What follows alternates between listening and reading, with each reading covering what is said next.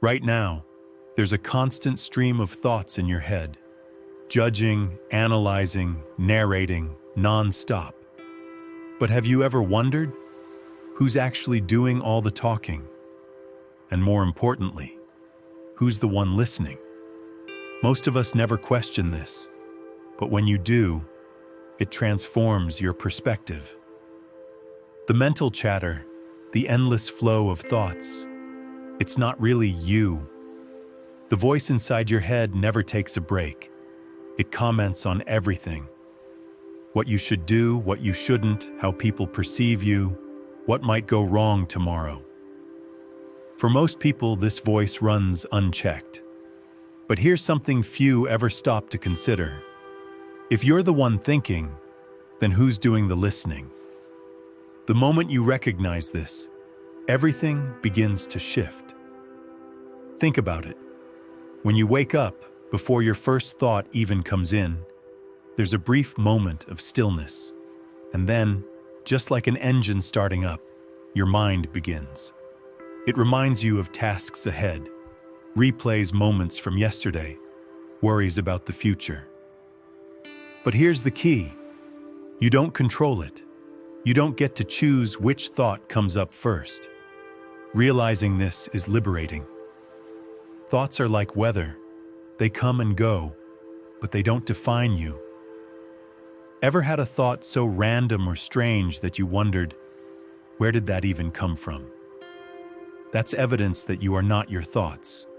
If you were, wouldn't you only have thoughts that align with what you want? Your mind produces thousands of thoughts daily, many conflicting or entirely unnecessary. If thoughts truly were you, they'd be consistent and under control. But they're not. The reason your mind feels so convincing is because it speaks in your voice. It sounds like you, so you trust it. But have you noticed that the voice changes? Some days it's kind and encouraging. Other days it's critical and harsh. If this voice were really you, wouldn't it always sound the same? The fact that it fluctuates proves that it's not you. It's simply an automated system repeating patterns it's picked up over time. Your mind spins stories and convinces you they're reality. A slight look from someone, or a message left unanswered, suddenly becomes a full narrative. They must be upset with me, or I must have done something wrong. But these thoughts aren't facts. They're just interpretations. And more often than not, they're wrong. The mind fills in the blanks based on past experiences, assumptions, and fears. The moment you realize this, you stop believing every thought as if it's an undeniable truth. One of the biggest tricks of the mind is its obsession with time. It drags you into the past, replaying old mistakes, making you feel regret or embarrassment. In the next moment, it thrusts you into the future, creating anxiety over things that haven't even happened yet. But notice this. Both past and future exist only as thoughts. The only reality is this moment. The more you realize this, the less power those thoughts hold over you. Your mind constantly narrates your life, but who is it narrating to? You're walking down the street, and instead of simply experiencing life, your mind labels everything. That's a tree, the sky is gray, I feel tired. But who is the narrator speaking to? If it were really you, why would it need to explain things you're already experiencing? It's like an unnecessary tour guide for your own life, one that never shuts up. Stepping back from this constant chatter shows you that it's completely optional. The key to freedom isn't to stop thinking, because that's impossible. The key is to recognize that thoughts don't need your constant attention. Imagine someone talking to you non-stop. You don't have to argue or tell them to be quiet. You can simply tune them out. The same goes for your thoughts. You don't need to fight, suppress, or become entangled in every thought. Simply recognize they aren't you and let them pass like clouds in the sky. Here's an experiment. Pause for a moment and listen. Don't try to control anything. Don't force silence on your mind. Just sit back and observe. When a thought appears, ask yourself, who is hearing this thought? The moment you ask, you step into the role of the observer. You shift from being caught in the thought to watching it from a distance. The more you do this, the more freedom you'll feel. Now, if this video is making you think a little deeper, consider subscribing and turning on notifications. It's free and helps support our growing community, and you won't miss out on future content that takes these ideas even further. The biggest realization is this: you're not the thinker, you're the awareness behind the thoughts. Thoughts come and go, but you remain. The mind narrates your life, but you're the one experiencing it. When you truly grasp this, the constant chatter loses its hold. You stop being pulled into every thought and simply watch them with a calm understanding. And in that space of awareness, beyond the noise of the mind, you'll find true peace. The voice inside your head doesn't stop. It comments on everything. What you should do, what you shouldn't, what people think of you, what could go wrong tomorrow. For most, this voice runs unchecked. But if you take a step back and listen, something fascinating happens. You realize the thoughts are happening, but they aren't coming from you. You don't control them. They arise, play out, and fade away. Yet we often assume they're ours. But if they were truly ours, wouldn't we be able to control them? Most people assume that because a thought pops up in their mind, it belongs to them. But is that really the case? Thoughts come and go without your command. If a negative thought appears, like doubting yourself, you automatically take ownership. This is my thought. This is me. But why? If you were truly in control, wouldn't you only think things that help you? The fact that thoughts arise spontaneously means they're not yours.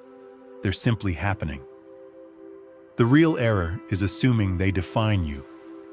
Ever notice how the same thoughts seem to repeat day in and day out? Before you even realize it, you're caught up in the same patterns, worrying about the past, anticipating the future. The mind isn't doing this to help you. It's running on autopilot. The more attention you give to these thoughts, the stronger they become. But when you stop engaging, the cycle weakens. This is why stepping back and observing is the key to freedom. The mind never stops trying to control everything. It comments, analyzes, predicts, because it believes that by thinking about something long enough, it can influence reality.